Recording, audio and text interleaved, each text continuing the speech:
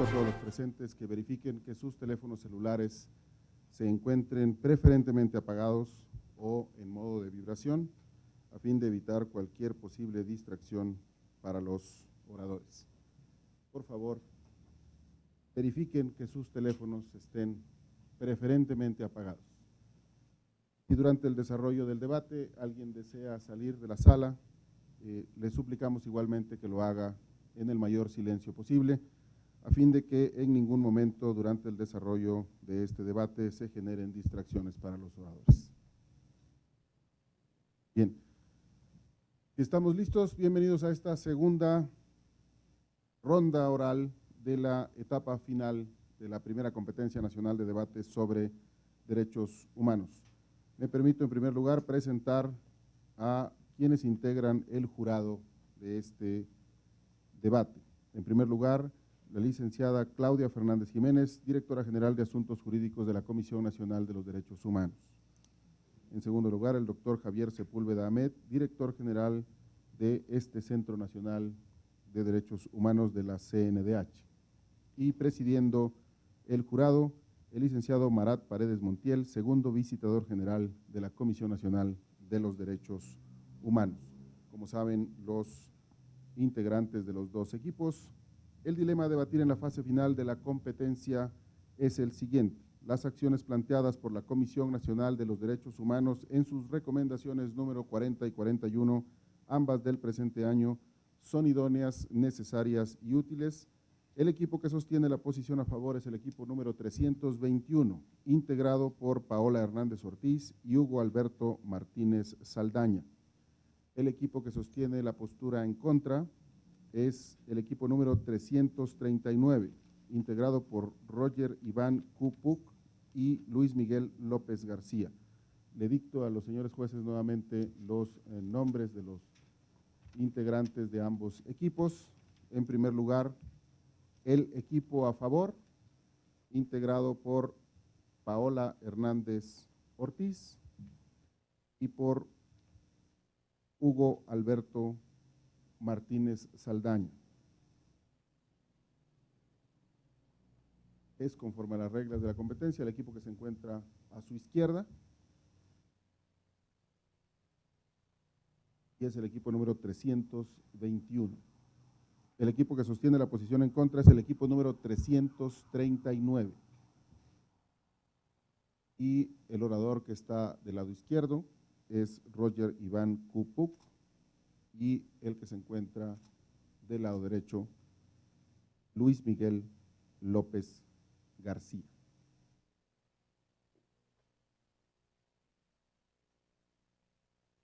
Antes de proceder al desahogo del debate, me permito recordar algunas reglas básicas de la competencia. Cada equipo cuenta con 15 minutos en total para realizar la exposición de sus argumentos. El tiempo será cronometrado en forma regresiva a partir del momento en que el moderador le ceda el uso de la voz. Se le solicita a los oradores indicar el momento en el cual ha concluido su exposición. En ese momento, el cronómetro será detenido. Cada equipo podrá usar libremente su tiempo, pero deberá obligatoriamente dividirlo en 4 segmentos, pues de lo contrario será penalizado en términos de puntuación. La extensión de cada uno de los 4 segmentos puede ser decidida libremente por los equipos. Cada uno de los 2 oradores deberá obligatoriamente hacer uso de la voz en 2 ocasiones. No hacerlo podría implicar penalizaciones en términos de puntuación. Durante los primeros 3 turnos de intervención, solamente uno de los oradores podrá hacer uso de la voz. Solo en la 4ª intervención podrán intervenir ambos. Al terminarse el tiempo, sea cual fuera el turno de que se trate, si el orador continúa hablando, será interrumpido. Una vez concluido el tiempo o agotados los turnos, el moderador cederá el uso de la voz a los jueces a fin de que formulen preguntas a los oradores. Para contestarlas, cada equipo contará con 5 minutos y durante la formulación de las respuestas deberán intervenir ambos oradores a fin de que estén en posibilidad de obtener una calificación en el aspecto relativo a la calidad de sus respuestas. Si el equipo que responda primero a las preguntas lo desea, puede solicitar tiempo adicional para responder y estará al arbitrio de los jueces concedérselo. Si la solicitud es obsequiada, el mismo tiempo adicional que se le otorga al primer equipo se le otorgará al segundo, pero si el primer equipo no solicita tiempo adicional, el segundo equipo no podrá hacer tal petición. Existen 8 aspectos a calificar, 3 de forma y 5 de fondo. En cada uno de ellos, los jueces otorgarán a cada orador una calificación mínima de 10 y una máxima de 100 puntos. Adicionalmente, los jueces otorgarán una calificación global por equipo que implica dividir 100 puntos entre ambos equipos. Los jueces no pueden otorgar los 100 puntos a un solo equipo y deberán otorgar al menos 10 a uno de ellos. De conformidad con lo anterior, cada concursante puede individualmente acumular un máximo de 800 puntos y cada equipo en forma global un máximo de 1.690 puntos. Las penalizaciones a las cuales, de acuerdo con el criterio de los jueces, se hagan acreedores los concursantes serán descontadas de la puntuación total de los equipos. Les recuerdo una vez más que, al igual que en las etapas anteriores de la competencia, está prohibido leer los argumentos. Los polemistas, de conformidad con el reglamento, pueden contar con todo tipo de apoyos impresos y pueden, durante sus exposiciones, consultar sus notas e incluso usarlas para realizar citas puntuales que resulten de difícil memorización, pero no pueden leer sus argumentos. Incurrir en esta conducta será penalizado o puede ser penalizado hasta con 100 puntos. Una vez más, suplico a todos los asistentes en esta sala verifiquen que sus teléfonos celulares se encuentren preferentemente apagados o en modo de vibración a fin de evitar cualquier posible distracción a los oradores. Preguntaría a la señora y los señores jueces si se encuentran listos para iniciar y preguntaría a los equipos si se encuentran listos. Si es así, para su primera intervención tiene la palabra el equipo que sostiene la postura a favor. Honorables jueces de la primera competencia nacional de debate sobre derechos humanos, ilustres representantes de la posición contraria, mi nombre es Paola Hernández Ortiz y junto con mi compañero Hugo Alberto Martínez Aldaña demostraremos fehacientemente ante tan distinguido panel la idoneidad, necesidad y utilidad de las medidas dictadas por la Comisión Nacional de Derechos Humanos en las recomendaciones identificadas bajo los numerales 40 y 41, diagonal 2014.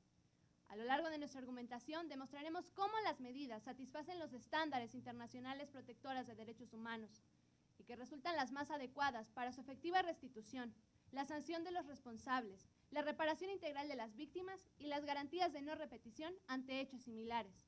De conformidad con lo establecido por el artículo 44 de la Ley de la Comisión Nacional de los Derechos Humanos y 132, fracción quinta de su reglamento interno.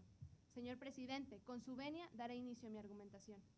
La Corte Interamericana de Derechos Humanos ha reiterado en su jurisprudencia constante que los estados tienen la obligación de prevenir razonablemente las violaciones a los derechos humanos, pero una vez vulnerados, deben investigar seriamente con los medios a su alcance las violaciones cometidas dentro del ámbito de su jurisdicción, con el fin de identificar a los responsables, imponer una sanción pertinente y garantizar a las víctimas una adecuada reparación.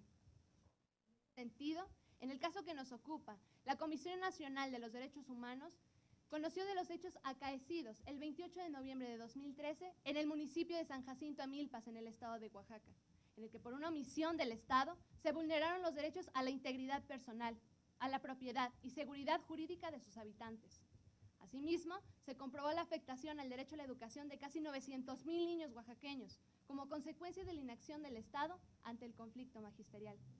Esto resulta sumamente grave, pues de conformidad con lo establecido por el Comité de Derechos Económicos, Sociales y Culturales, en la observación general número 13, la educación como derecho del ámbito de la autonomía de la persona es el principal medio que tienen las personas para salir de la pobreza y participar plenamente en las decisiones de su comunidad. Y como sabemos, Oaxaca es uno de los estados con mayor desigualdad de nuestro país. Por eso, debemos defender el derecho a la educación, que funge un papel fundamental en la protección de los derechos de los niños y las niñas, la promoción de los derechos humanos y la democracia. Señores jueces, disponer de una mente instruida, inteligente y activa, con libertad y amplitud de pensamiento, es una de las recompensas de la existencia humana, que no debe ni puede ser vulnerada por nadie. Por lo anterior, celebramos el papel que ha desempeñado la Comisión Nacional de los Derechos Humanos, quien al darse cuenta de la magnitud de los hechos, ejerció facultades para traer estos casos y dictó 16 medidas dirigidas a diferentes autoridades oaxaqueñas, con lo que se busca sancionar a los responsables y garantizar a las víctimas una adecuada reparación integral. En efecto, señores jueces, la doctrina contemporánea ha establecido diferentes formas de reparación. la restitución íntegro, la indemnización, las garantías de no repetición, la rehabilitación y la resarción de los daños, tomando en cuenta las necesidades y aspiraciones de las víctimas, de sus familiares y la sociedad. Antes de entrar al análisis de cada una de estas recomendaciones, esta representación considera necesario establecer que el daño que causan las violaciones a derechos humanos tienen una doble dimensión. Una individual, que se refiere al daño que se causa a las víctimas y a cada uno de los miembros de sus familiares, y la colectiva, que se refiere al daño que causa en la sociedad en su conjunto y al tejido social de esta. Por eso, las medidas dictadas para resarcir daños deben tomar en consideración esta doble dimensión y sus efectos pasados, presentes y futuros. En este tenor, al recomendar la Comisión que se reconozcan las clases recibidas durante el paro de labores magisteriales y que se cumplan adecuadamente con los planes y programas de estudio, dictó 2 medidas de restitución que tienden a remover las consecuencias sufridas por las violaciones y permiten a las víctimas retomar su proyecto de vida. Y en última instancia, siempre tienen en consideración su realización como seres humanos y la restauración de su dignidad. Y al recomendar que se reconocieran las clases impartidas por la sección 59, evita que los estudiantes sufran una revictimización, además de dejar en claro que la validez de la educación no depende de negociaciones políticas. Por otro lado, al recomendar el inicio de procedimientos sancionatorios administrativos y denuncias penales en contra de diferentes servidores públicos involucrados, la capacitación integral en materia de derechos humanos para servidores públicos en el ámbito educativo y los programas de regularización pedagógica a favor de las víctimas, la CNDH fue diligente al seleccionar medidas de satisfacción y de garantías de no repetición, que buscan el reconocimiento de la dignidad del ser humano a través del combate a la impunidad y el ejercicio de su derecho a la justicia, evitando que se repitan así violaciones como las del presente caso. En el mismo sentido, incluye una medida de rehabilitación consistente en otorgar asistencia médica y psicológica a las víctimas que busquen resarcir daños físicos y psíquicos. Este tipo de medidas han sido utilizados por la Corte Interamericana de Derechos Humanos en casos como Cantoral Benavides, Durán y Ugarte y Barrios Altos versus Perú. Por último, la CNDH también se pronunció ante los daños causados a las víctimas a través de la indemnización y su inscripción al Fondo de Asistencia, Ayuda y Reparación Integral, con lo que obtendrán una justa reparación por los daños causados. Por lo anterior, reiteramos con convicción que las medidas dictadas por la CNDH satisfacen todos y cada uno de los tipos de reparación desarrollados en la jurisprudencia internacional, pues entre ambas recomendaciones dictó 2 medidas de restitución, 1 medida de rehabilitación, 7 medidas de satisfacción, 3 de indemnización y 3 de garantías de no repetición, que son idóneas, necesarias y útiles para sancionar a los responsables y garantizar a las víctimas una reparación integral adecuada. Señores jueces, estas recomendaciones nos alientan a pensar que la conciencia jurídica está despertando, que a pesar del mundo en el que vivimos, existen instancias como la CNDH que rechazan la sumisión del derecho al poder, de lo justo a lo conveniente, para perseguir como fin último del Estado la vigencia de los derechos fundamentales. Lo que hace realmente útiles, idóneas y necesarias a estas medidas es el mensaje que envían. No puede someterse a la voluntad de los actores políticos el derecho, porque no es una concesión graciosa del Estado, sino una conquista. Que el derecho de los niños no es una moneda de cambio, sino una exigencia ineludible y no negociable. Y eso, señores jueces, es el mensaje que defendemos el día de hoy. Es cuanto. Detenemos el tiempo y para su primera intervención tiene la palabra el equipo que sostiene la posición en contra. Muy buenos días, honorable jurado calificador, compañeros participantes de este certamen nacional de debate en derechos humanos.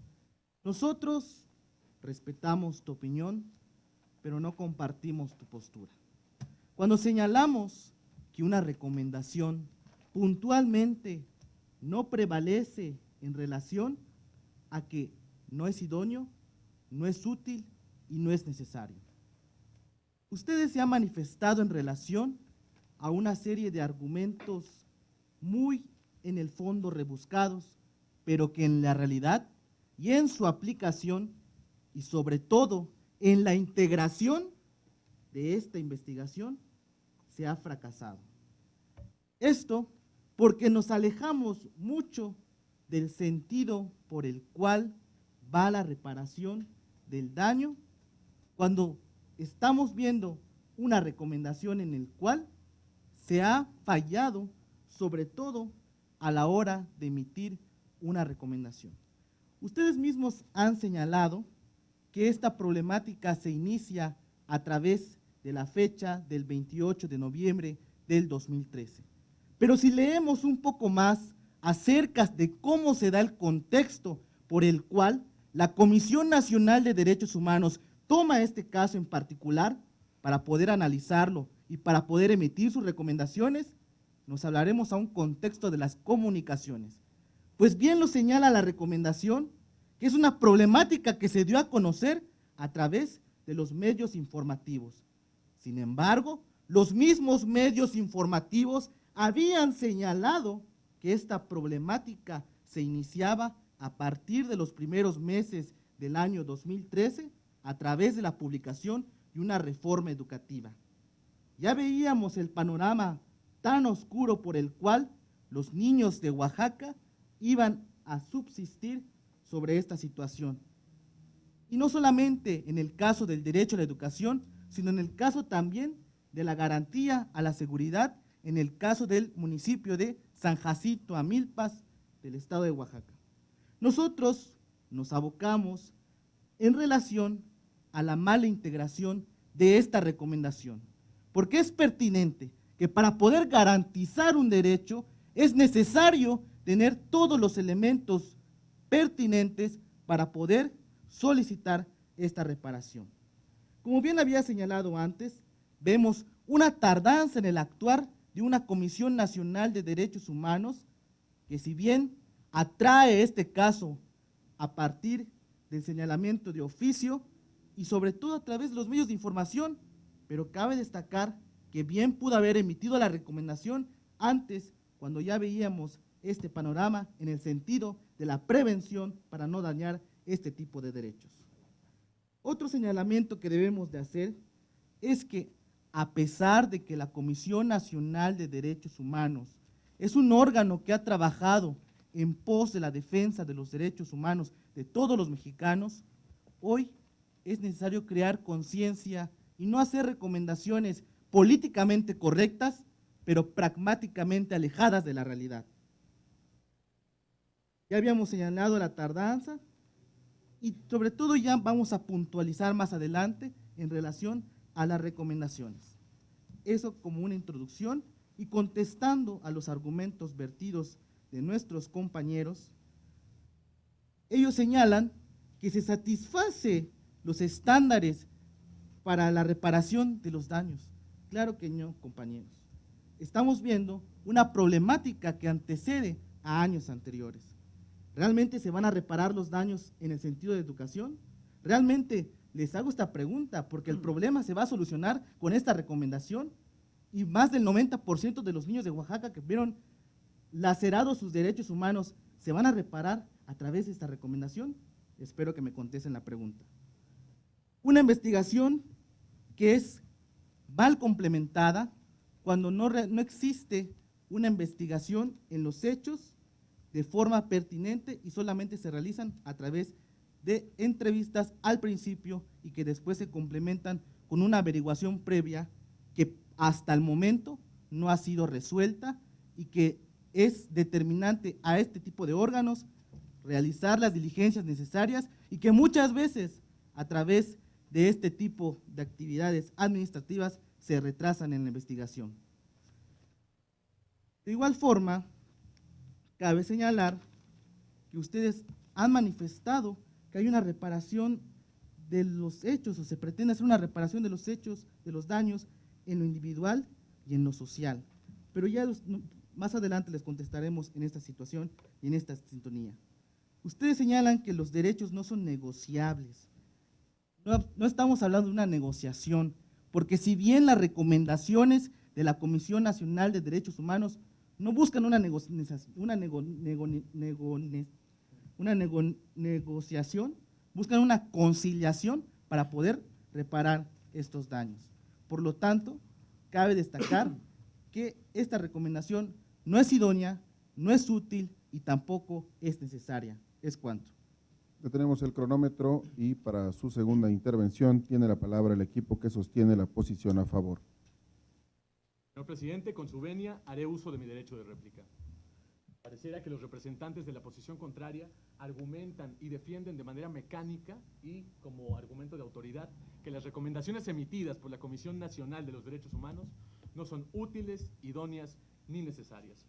En este sentido, cuestionan si se podría reparar integralmente a las víctimas con las recomendaciones emitidas. Yo les respondo claramente sí. Y tenemos que tomar en cuenta los criterios establecidos por la Corte Interamericana de Derechos Humanos en su jurisprudencia constante desde el caso Velázquez Rodríguez versus Honduras, en el que estableció que la reparación del daño por violaciones a derechos humanos implica, en primer término, la restitutio in integrum, que establece que se deba restablecer los derechos antes de la vulneración, es decir, dejar en el estado en el que se encontraban antes de la violación a derechos humanos. Lamentablemente, como todos sabemos en esta sala, no en todas las violaciones a derechos humanos es posible garantizar una restitutio in integrum y por tanto se deben buscar otras medidas que concatenadamente puedan lograr una reparación integral. En ese sentido, la doctrina internacional ha desarrollado diversos tipos de reparación, a saber, la restitutio in integrum en primer lugar, medidas de satisfacción, garantías de no repetición, rehabilitación y, por supuesto, la indemnización pecuniaria para reparar daños materiales e inmateriales. En este sentido, señores jueces, la CNDH logró acumular en sus recomendaciones todos los tipos de reparaciones identificados por la doctrina internacional. Por ejemplo, en la recomendación 41/2014 se logró una restitutio in integrum a través de los programas de validación de clases, ya que a través de ellos los alumnos oaxaqueños pudieron finalizar todos los programas educativos y por tanto se logró restablecer la situación al estado en el que se encontraba antes de la afectación de las protestas. Por otro lado, en el caso de la recomendación 40/2014, no fue materialmente posible restablecer integralmente el daño. Sin embargo, la Comisión Nacional de los Derechos Humanos retomó diversos tipos de reparación para lograr así una integral. Y con ello se aplicó una medida de rehabilitación a través de atención psicológica y atención médica. También se lograron indemnizaciones pecuniarias para restablecer el daño económico a los afectados, a los vecinos afectados de San Jacinto Amilpas, Oaxaca. Y por otro lado, también se dictaron medidas de no repetición, garantías de no repetición y medidas de satisfacción. Con esto resulta evidente que todas las medidas concatenadas de la Comisión Nacional de Derechos Humanos en las recomendaciones buscan precisamente una reparación integral, haciendo que éstas sean idóneas, útiles y necesarias, y con esto le doy respuesta a la pregunta que formula la contraparte. Sí, por supuesto que sí, sirven para reparar de forma integral los daños establecidos. Es cuanto. Tenemos el cronómetro y para su segunda intervención tiene ahora la palabra el equipo que sostiene la posición en contra. Buenos días, jurado, compañeros. Nosotros estamos en contra de los 3 puntos principales bajo los cuales estamos debatiendo, si es idóneo, si es necesario y si es útil. Mencionábamos acerca de la tardanza, un problema que desde el 8 de mayo, cuando surge el inicio del paro indefinido de labores por parte de los maestros, después vemos que en septiembre, en agosto, cuando deben empezar las clases, estas no lo hacen, hasta el 28 de noviembre del 2013, que es cuando la CNDH empieza esta investigación de oficio. Todo este tiempo tuvo que pasar, todo este tiempo del daño de los derechos, para entonces que la CNDH tuviera que empezar de oficio. ¿Pero qué acaso la CNDH no tiene una delegación regional en Ixtepec, Oaxaca, que está a escasas 3 horas y media de donde fue el lugar de los hechos? Entonces, ¿por qué tardarse tanto en una reparación? ¿Por qué tardarse tanto en emitir una recomendación que salió al vapor para evitar que el tiempo y el lapso prescribiera? Mencionábamos acerca de que no es un fin idóneo ni es útil la reparación del daño. No estamos en contra de la reparación del daño, sino a través de los cuales menciona esta recomendación, porque como menciona el compañero, sí es válido reparar el daño y debe ser íntegro. Claro que sí, esa es la idea, eso es el ideal. Sin embargo, bajo estos principios de la recomendación no se cumplen y los menciono al pie de la letra. El resolutivo primero de la recomendación número 40 menciona que debe haber una indemnización respectiva y una atención médica por el tiempo que sea necesario. Pero yo me pregunto, si una reparación y una atención médica a 10 meses de que fue el problema, sigue siendo útil, si las víctimas siguen necesitando entonces una atención médica a 10 meses de que fuera el conflicto. Claro que no. Por lo tanto, no es útil este punto. Ahora bien, si vemos el segundo acerca de la regularización pedagógica para las víctimas 1, 2, 3 y 4, y los demás niños que por solicitud, o sea que las víctimas tienen que hacer una solicitud para que se les repare el daño. En caso de que no lo soliciten, la autoridad no estaría obligada de reparar el daño. Por lo tanto, esto tampoco es útil y tampoco es idóneo, no es necesario, porque entonces vemos también que solo tienen contempladas a 4 víctimas en la recomendación número 41, pero como menciona la compañera, son 900,000 niños afectados, pero ¿por qué en la recomendación no está? ¿Por qué en la recomendación simplemente maneja a los niños bajo los cuales presentaron su denuncia? ¿Qué acaso la CNDH no conoce que esa persona tiene un grupo de aproximadamente 40, que es el promedio de alumnos que hay por aulas, que hay diferentes turnos, que hay diferentes grupos, que hay diferentes escuelas y que todos tuvieron el mismo problema? Por lo tanto, esta recomendación no está cumpliendo los puntos bajo los cuales, porque no es necesaria, porque el gobierno de Oaxaca estaba tomando las actividades y las situaciones jurídicas administrativas para entonces sancionar. Por lo tanto, esta recomendación viene siendo inútil. Vemos que no trae ningún beneficio específico porque los daños y la reparación ya no tienen lugar debido a la tardanza de esta recomendación, y no es idóneo porque no considera el verdadero daño a las víctimas, porque entonces no está cumpliendo con sus objetivos. De esa manera ya hemos refutado sus argumentos y hemos demostrado por qué esta recomendación no es ni necesaria, ni es útil, ni es idónea. Es cuanto. Detenemos el cronómetro y para su tercera intervención cese del uso de la voz al equipo que sostiene la posición a favor. Señor presidente, con su venia, haré uso de mi derecho de réplica. Una de las mayores virtudes de las recomendaciones emitidas por la Comisión Nacional de Derechos Humanos es que no se limitan a resarcir el daño de las víctimas directas, sino que tiene una dimensión preventiva hacia nuevas posibles violaciones de derechos humanos y una dimensión reparadora hacia aquellas personas que han sido victimizadas y hacia otras que corren el riesgo de serlo. Por el abordaje integral al que hemos referido, que satisfacen los parámetros internacionales en cuanto a reparación de daño por acciones u omisiones del Estado, podemos afirmar que estas recomendaciones son idóneas, es decir, que son adecuadas para proteger la situación jurídica infringida, que son necesarias, entendiendo que sean indispensables según las circunstancias concretas del caso. Y por último, que son útiles, pues resultan beneficiosos para conseguir un fin legítimo. Estamos convencidos de que si las autoridades oaxaqueñas aceptan las recomendaciones y las implementan con la debida diligencia, el efecto de las mismas trascenderá no solo a las víctimas concretas, sino al futuro de los niños oaxaqueños, y que en el próximo tiempo el derecho a la educación se ve asegurado y que nunca vuelva a estar supeditado a intereses políticos. Pero ahora que ya existen estas atinadas recomendaciones, debemos exigir que sean cumplidas, que las investigaciones ministeriales tendientes a sancionar a los responsables se cumplan y que no se deje espacio a la impunidad. Es cuanto. Detenemos el cronómetro y para su tercera intervención tiene ahora la palabra el equipo que sostiene la posición en contra. Cabe destacar que en ningún momento hemos visto una argumentación en el cual se acerque a la realidad del Estado de Oaxaca. Pues si bien se ha señalado que va a haber una reparación en el caso de los derechos a la educación de los niños de Oaxaca, dentro de las recomendaciones vemos que el gobierno establece proyectos para poder reparar el daño a través de la institución de los profesores. Pero cabe destacar que la recomendación no va a restituir el daño a esos menores cuando señalamos que la problemática magisterial del Estado de Oaxaca ha sido permanente y reiterada a través de los años. Mas, sin embargo, estamos hablando en relación de que cuando le hice extensa la pregunta de que se van a reparar los daños a la educación a esos pequeños del Estado de Oaxaca, estamos viendo que la recomendación simplemente no va a fungir y no va a tener respuesta.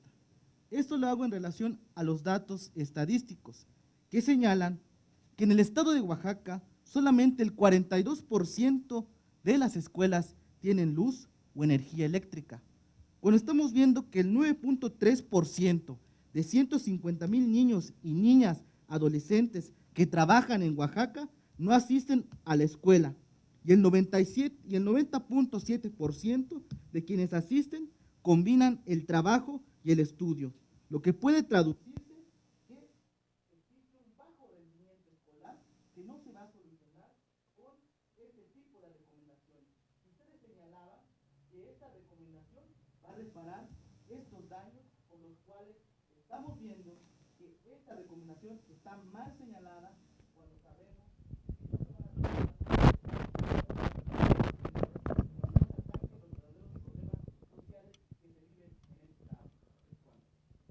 Tenemos el cronómetro y vamos a entrar a la cuarta ronda. Antes de ceder el uso de la voz, recuerdo a los equipos que este es el único momento en el cual pueden compartir el tiempo que les queda. Para su última intervención, tiene la palabra el equipo que sostiene la posición a favor. Honorable jurado, los representantes de la posición contraria se cuestionan por qué a partir del 28 de noviembre de 2013 es que la Comisión Nacional de los Derechos Humanos tiene conocimiento de estos hechos, porque precisamente en esa fecha es cuando se suscitó el conflicto entre profesores de la sección 22 y padres de familia en el municipio de San Jacinto Amilpas, Oaxaca, y por tanto, diligentemente, la Comisión Nacional de Derechos Humanos conoció de dichos hechos. Evidentemente era imposible conocer de ellos antes de que se actualizaran. En otro sentido, señores jueces, nosotros sostenemos que la Comisión Nacional de los Derechos Humanos cumplió a cabalidad con los requisitos de plazo razonable en materia de sus recomendaciones. Por otro lado, señores jueces, también queremos señalar que las recomendaciones 40 y 41 diagonal 2014 no versan sobre hechos cualquiera, sino que nosotros consideramos que representan un hito para la efectiva protección de los derechos humanos. Primero, porque a través de dichas recomendaciones, la CNDH establece el límite de la política, que son los derechos fundamentales, pues los derechos humanos representan la esfera de lo indecidible, de lo no negociable, y por tanto constituyen coto vedado para todos los agentes del Estado. Por eso, podemos afirmar que las recomendaciones emitidas por la Comisión Nacional de los Derechos Humanos no solo logran una reparación integral para las víctimas, sino que además envían un mensaje contundente para la clase política mexicana, en el sentido de que los derechos no son negociables, que el futuro de los niños oaxaqueños no está sujeto a discusión, que el respeto a la Constitución está fuera de duda y no puede quedar sujeto a la interpretación de grupos fácticos. Señores jueces, nosotros tenemos claro que la esfera de lo indecidible que representan los derechos humanos están fuera del margen de apreciación de los estados en el sentido de poder determinar acorde a sus necesidades políticas, sociales y culturales, y por tanto deben ser respetados de manera taxativa y restricta. Y esto se logra a través de las recomendaciones emitidas por la Comisión Nacional de los Derechos Humanos con un mensaje contundente y claro de que no se dejarán impunes violaciones a derechos humanos, pues buscan sancionar precisamente a los responsables de esta y, lo más importante, logra una reparación integral para las víctimas. Es cuanto. Detenemos el cronómetro y a fin de permitir que se sustituyan las pilas de un micrófono, haremos una pequeña pausa en lo que el técnico concluye esta labor y en cuanto me digan que estamos listos, ofreciéndole una disculpa al equipo 339. En cuanto me diga que está listo. Bien, para su última intervención, tiene la palabra el equipo que sostiene la posición en contra. Cabe destacar que nosotros no estamos en contra de las recomendaciones generales emitidas por la CNDH, sino de estas recomendaciones 40 y 41. No estamos en contra de la reparación del daño, sino las que están a través de los puntos resolutivos. Mencionan que hay una reparación integral del daño. Ya les mencionamos cómo no es así, porque debido a la temporalidad, esa reparación no pudiera ser útil. Además, mencionan entonces que se basan en el 28 de noviembre porque fue la fecha del conflicto y fue por eso que la CNDH reconoce la violación. Pero entonces la CNDH no conoce el contexto oaxaqueño. ¿No sabe acaso la CNDH que Oaxaca es un estado de reiterados conflictos entre las diferentes secciones del magisterio y los padres de familia y el Estado? ¿Qué acaso no sabe que el paro inició mucho antes? No inició el 28 de noviembre. Las clases debieron haber iniciado el 19 de agosto y no lo hicieron. El periodo de violación de los derechos fue de 38 días hábiles. Sin embargo, el Estado oaxaqueño y junto con los padres, a petición de los padres de familia, acordaron que los maestros de la sección 59 empezaron a impartir clases para evitar vulnerar el derecho a la educación. Entonces el Estado ya estaba haciendo medidas, pero ¿por qué dentro de la recomendación no hay ninguna medida para recuperar las clases de esos 38 días, de esos 38 días que no tuvieron clases los menores? Por lo tanto, esa recomendación sigue sin ser útil, porque el problema el gobierno del estado de Oaxaca ya lo estaba solucionando. Además, el gobierno del estado también ya estaba viendo la regularización y dar validez a las clases impartidas por la sección 59 de maestros. Por lo tanto, esa recomendación viene siendo inútil, viene siendo innecesaria, viene siendo poco idónea porque no cumple con su objetivo, porque no está adecuada, porque no contempla el verdadero contexto oaxaqueño, porque no soluciona el problema de raíz. Esta recomendación simplemente fue como para cumplir un requisito, para sacar una recomendación al vapor, para decir que la CNDH no se quedó cruzada de manos, pero se quedó cruzada de manos porque no siguió investigando de fondo, porque considera simplemente 5 víctimas por violación del derecho a la educación, cuando vemos que es mucho más. Tenemos que ser un poco más lógicos para considerar que no solo las víctimas que presenten una denuncia son las que tienen que recuperar y ser reparadas en el daño. Por lo tanto, haciendo uso de nuestro derecho de compartir el tiempo, le cedo la palabra a mi compañero. Estamos ante una situación en la cual se emitió una recomendación por un hecho violento. Estamos hablando de que se emiten recomendaciones hasta que se tengan que violentar los derechos de una forma violenta. Entonces estamos viendo que la recomendación no es útil, no cumple sus medios idóneos porque no se adecúa a los tiempos para prevenir este tipo de violaciones. Y es inútil porque posteriormente no se toman las medidas necesarias para poder asegurar este derecho a la educación, por lo cual todos los menores que viven en nuestro país deben de tener. Pero la problemática del estado de Oaxaca no se remite a través de solamente 2 recomendaciones. Una en el señalamiento de la seguridad y la segunda en el señalamiento de la garantía a la educación. ¿Por qué decimos que esta recomendación no es adecuada, no es útil y no es necesaria? Cuando nos estamos viendo ante un panorama en el cual, ¿por qué se tiene que actuar cuando se tiene que derramar sangre? ¿Por qué se tiene que actuar y por qué aquellas personas que solamente lo soliciten puedan acceder a este derecho? ¿Y qué pasa con los otros menores y las otras familias que no se enteren de esta noticia, que ellos pueden acceder a este derecho? ¿Qué sucederá? ¿Qué va a pasar con esos problemas? Es cuanto. Ya tenemos el cronómetro y de esta forma han concluido los 4 turnos de participación de ambos equipos, por lo cual procederemos a la etapa de preguntas de la señora y los señores jueces, para lo cual le cedemos el uso de la voz al jurado a fin de que formulen sus preguntas en primer lugar al equipo que sostuvo la posición a favor.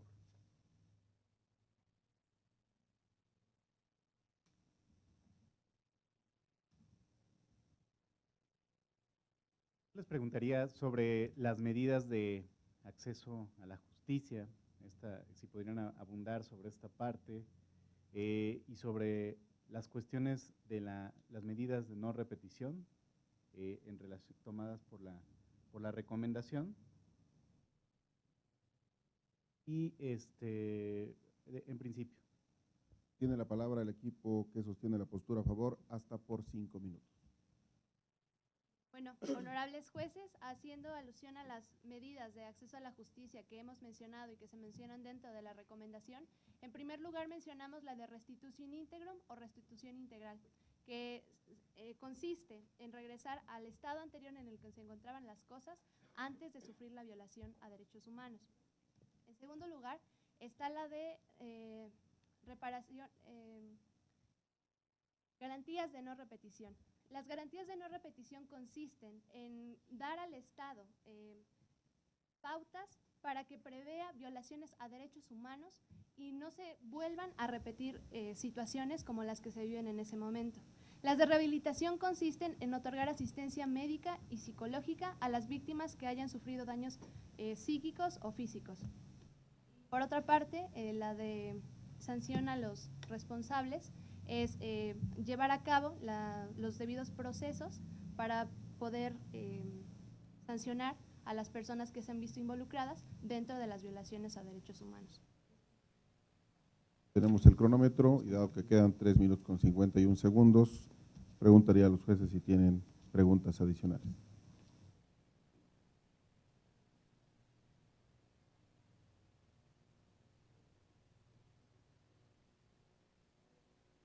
Preguntaría también en relación, en este conflicto de derechos, si consideran ustedes existió un conflicto de derechos en esta situación, ¿qué medidas pudo haber tomado también el gobierno del Estado para efecto de atender esta situación? Que no se actualizara la violación. Le agradezco su pregunta, honorable juez.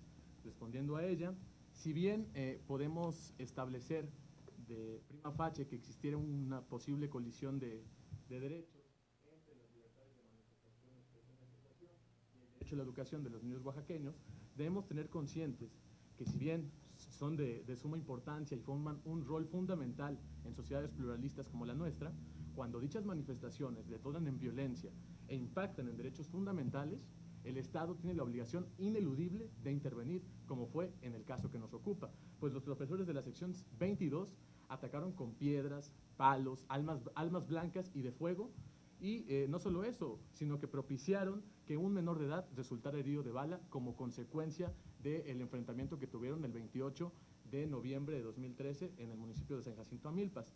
También me gustaría ahondar un poco más respecto a su primera pregunta en las medidas de acceso a la justicia, puesto que en el informe, a través de la interposición de denuncias de hechos y de quejas ante la Contraloría del Estado, se busca frenar la impunidad en el Estado de Oaxaca y así lograr que las víctimas tengan un acceso adecuado a la justicia. Y por otro lado, también la Comisión Nacional de los Derechos Humanos recomienda ampliamente que el gobierno del Estado participe activamente en la inscripción de las víctimas al Registro Nacional de Víctimas para que así puedan acceder al fondo de reparación, lo cual nos parece también una medida de acceso a la justicia, y el mensaje que se envía de no generar impunidad también podría ser considerado como una medida de no repetición. Ese es el más claro ejemplo de mensaje de no repetición, el frenar la impunidad en el Estado de Oaxaca. Detenemos el cronómetro y dado que aún quedan 2 minutos en el cronómetro, preguntaría a la señora y los señores jueces si tienen preguntas adicionales. Bien, ha concluido entonces el proceso de preguntas y respuestas para el equipo que tiene la posición a favor. Cedo ahora el uso de la voz nuevamente a la señora y los señores jueces para que formulen preguntas al equipo que sostuvo la posición en contra.